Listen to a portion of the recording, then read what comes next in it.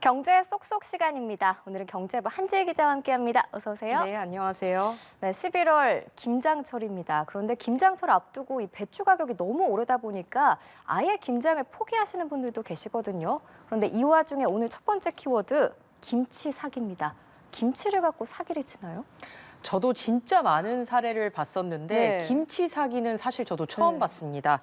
배추값이 오르면서 요즘 포장김치 사기도 쉽지가 않은데 이 틈을 노린 김치 사기가 등장을 한 겁니다. 당일 만든 국산 포기김치 10kg을 29,900원에 팔고 있습니다. 시중 브랜드 포기김치 가격과 비교하면 5분의 1 수준으로 싼데요. 사람들이 알만한 홈페이지 이름을 전면에 내세워서 의심을 피했고 업체는 계좌이체나 무통장 입금으로 현금 결제만 받았습니다. 피해자들 이야기를 보면요. 너무 저렴해서 일단 주문하고 기다리고 있는데 너무 배송이 오질 않아 판매자 문의를 했더니 이 판매자가 배추 수급이 어려워서 좀 늦어질 것 같다 이렇게 답했다고 합니다. 또 배송이 늦어져서 귤과 함께 보내주겠다는 등의 문자를 보내서 구매자들을 안심시켰습니다. 이 업체는 네이버나 당근마켓, 카카오 같은 사용자가 많은 사이트에 광고를 해서 사기를 쳤는데요. 접근성이 좋은 플랫폼을 사용한 만큼 피해를 입은 소비자도 2만 명이 넘는 것으로 추정됩니다. 지나치게 저렴하거나 현금, 무통장 입금 결제 유도 시에는 사기를 의심해 봐야겠습니다. 네, 참 김치를 사 먹을 때도 이 사기 걱정을 해야 한다는 현실이 안타깝습니다. 네, 그렇습니다. 다음 주제로 넘어가 볼게요. 다음 주제 날개단 K라면입니다. 어제 경제 쏙쏙 시간에서도 저희 한국라면의 인기 잠깐 소개해드렸는데 요즘 라면 수출 실적이 역대 최고를 달성했다고요? 네, 그렇습니다. 이제 드라마나 K-팝 등 이제 한류 열풍에 힘입어서 한국 라면이 해외에서 인기를 끌면서 수출도 날개를 달았는데요. 올해 10월 말 기준 누적 라면 수출액이 지난해 같은 기간보다 30% 증가해 10억 2천만 부를 기록하며 역대 최고 실적을 돌파를 했습니다. 올해 월별 라면 수출액을 보면 꾸준히 상승하고 있는데요. 지난해 라면 연간 수출액이 9억 5,200만 불이었는데 이를 10개월 만에 달성한 겁니다. 라면의 성공 비결은 세 가지로 꼽을 수가 있습니다. 제품 다양화 및 현지화 전략, 해외 시장 개척, 한류 확산 및 연계입니다. 우리 기업들은 다양한 종류의 라면을 개발하고 현지 소비자들의 특성을 고려해 전 세계의 입맛을 사로잡고 있는데요. 현지인에게 익숙한 식재료를 활용해서 수출 전용 제품을 출시하는 등 적극적으로 공략하고 있습니다. 또 해외 시장 강화를 위해서 현지에 법인을 세우고 공장을 설립해 사업을 확장하고 있는 추세예요. 또 소셜미디어를 통해 한국 라면 문화가 널리 알려지면서 호기심을 자극하는 것도 주요한 역할을 했는데요. 매운 한국 라면 도전 영상을 올리고 SNS에 인증하는 게 유행이 됐고 이를 통해 한국 라면을 먹는 것 자체가 새로운 문화적인 경험으로 자리 잡을 수 있었습니다.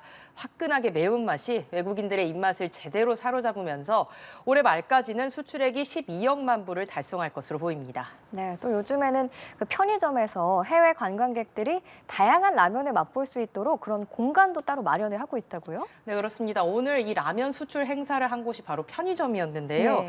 이 홍대에 있는 한 편의점에 가면 라면을 마치 도서관에 있는 책을 꽂아둔 것처럼 꾸며놨습니다.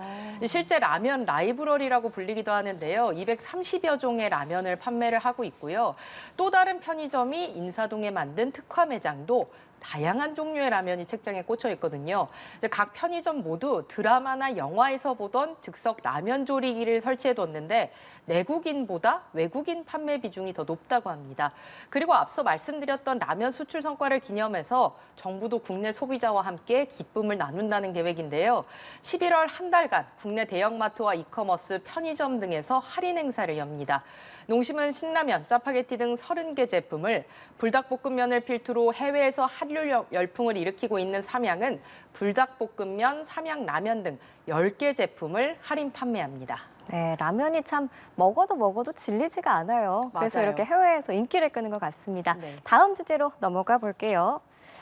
갈팡질팡 투자자입니다. 투자하면 가상자산, 주식 이런 것들이 생각이 나는데 요즘 미국 대선을 앞두고 이 가상자산이 다시 주목을 받고 있다고요? 네, 그렇습니다. 이제 트럼프 전 미국 대통령의 재선 가능성에 힘입어서 비트코인이 강세를 보였었거든요. 그래서 이제 곧 있으면 최고점을 경신하겠다 이런 전망들이 나왔었는데요. 지난달 29일 7만 3천 달러 선을 넘어서며 올해 3월 13일 기록했던 사상 최고가 경신을 눈앞에 뒀었는데 상승세가 멈춘 데 이어 오늘 큰 폭으로 하락하면서 7만 달러대 초반까지 내려왔습니다. 네. 가상화폐가 일제히 큰 폭으로 떨어진 데는 여러 악재가 원인으로 작용한 것으로 보이는데요. 현지 시간 31일 대형 기술주 실적에 대한 불안함으로 나스닥 지수가 2.76% 하락 마감하면서 덩달아 영향을 받은 것으로 보입니다.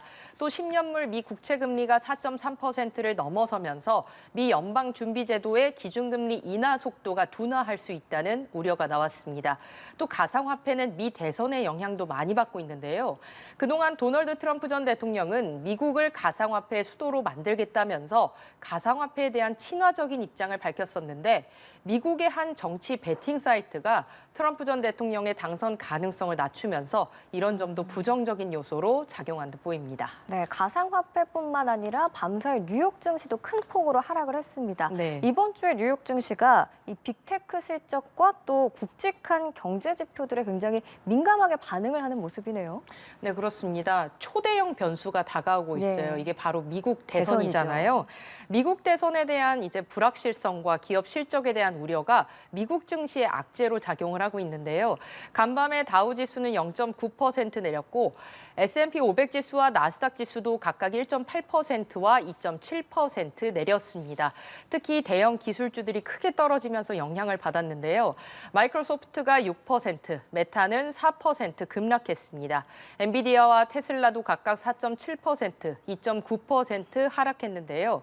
미국 대형주들의 분기 실적은 양호하게 발표가 되고 있지만 주가는 반대로 가는 모습입니다. 인공지능 분야에서 이루어지는 대규모 투자가 수익성을 담보하지 못할 수 있다는 우려가 주가의 발목을 잡은 겁니다.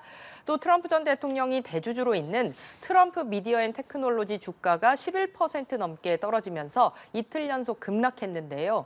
우리 시간으로 오늘 밤 미국 경기의 가늠자 역할을 하면서 연준의 기준금리 결정에도 영향을 주는 10월 고용 지표가 발표가 되거든요. 이 결과가 또 주식시장에 큰 영향을 줄 것으로 보입니다. 네, 알겠습니다. 이제 다음으로 가보죠. 다음 주제는 바로 치열한 할인 경쟁입니다. 이미 아시는 분들은 아실 텐데 11월이 참 쇼핑하기가 좋은 달입니다. 맞아요. 큰 할인 행사가 열리죠? 네, 그렇습니다. 국내 대표 유통기업들이 본격적인 할인 경쟁에 돌입을 했습니다. 계열사의 자원을 활용해서 동시다발적인 행사를 여는데요. 롯데백화점은 온라인몰에서 70개 인기 브랜드를 10일간 매일 7개씩 중점적으로 할인 판매하고요. 롯데마트와 슈퍼도 동참을 했습니다. 평소보다 2배 넘는 품목을 70% 할인가에 판매한다고 합니다. 신세계는 올해 5회차를 맞은 그룹 통합 할인전을 역대 최대 규모, 최장 기간으로 연다는 계획인데요. 2번의 주말을 포함해서 마트, 백화점, 호텔 등 전 영역에 걸쳐서 특가 상품을 마련했다고 합니다. 현대백화점도 전국 15개 백화점 점포를 포함해 온라인 쇼핑몰에서 하는 할인 행사에 돌입하는데요. 매년 11월 정기적으로 연중 최대 행사를 개최하는 이커머스 업계도 G마켓과 11번가는 물론 알리익스프레스까지 가세를 해서 할인 경쟁은 더욱 치열해질 것으로 보입니다. 네, 또 정부 주도로 하는 이 코리아 세일 페스타도 다음 주인가요? 다음 주부터 네, 다음 열리는데 주입니다. 네. 이것도 짧게 소개해 주시죠. 네, 매년 하는 국내 최대 규모의 쇼핑 행사죠. 이 코리아 세일 페스타도 오는 9일부터 30일까지 총 22일간 열립니다. 이번 코세페에는 역대 최대 규모인 2,600개사 이상의 유통, 제조 서비스 기업이 참여를 했는데요. 이들 기업은 생필품과 자동차, 가전, 문화, 레저 등 품목에서 높은 할인율을 내걸고 위축된 소비 심리 회복에 나선다는 계획입니다. 다만 해마다 대표적인 쇼핑 콘텐츠가 부족하다는 지적이 잇따랐는데요. 유통업체가 코세페에 참여하면서도 자체 할인 행사를 앞세우면서 존재감이 희미해졌다는 비판이 반복이 되고 있습니다. 또 행사 외형은 큰데 반해 막상 쇼핑에 나서면 할인율이 기대에 미치지 못해서 살 게 없다는 푸념도 나오는데요. 이달부터 각종 할인 행사들이 많으니까요. 할인율을 꼼꼼히 비교해 보시는 게 좋겠습니다. 네, 할인 행사 소식 알아봤고요. 마지막 주제 보겠습니다. 미리 메리 크리스마스. 이제 크리스마스가 2달 조금 안 남았는데 어떤 내용일까요? 아, 네.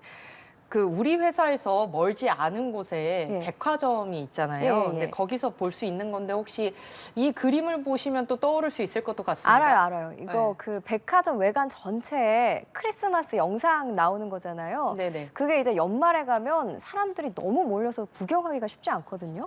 이게 오늘부터 새롭게 다시 하는 건가요? 네, 그렇습니다. 이제 오늘부터 백화점들이 일제히 크리스마스 장식을 이제 공개를 했습니다. 예. 먼저 현대백화점이 오늘 오전부터 내부 정원에 꾸민 크리스마스 테마를 공개했습니다. 마치 동화 속에 들어온 것 같은데요. 동화 속의 서커스장을 재현한 움직이는 대극장이 테마라고 합니다. 지금으로부터 1시간 정도 뒤인 오후 5시 반에는 롯데백화점이 원더풀 쇼타임이라는 주제로 명동점 외벽에 조명을 비추는 라이트 쇼를 시작을 하고요. 네. 6시에는 신세계백화점이 새로운 랜드마크인 신세계 스퀘어를 공개합니다. 올해도 SNS에 풍성한 인증샷들이 많이 나올 것 같습니다. 네, 저도 연말에 인증샷 도전하러 가보도록 하겠습니다. 오늘 경제 쏙쏙 경제부 한지희 기자와 함께했습니다. 고맙습니다. 네, 감사합니다.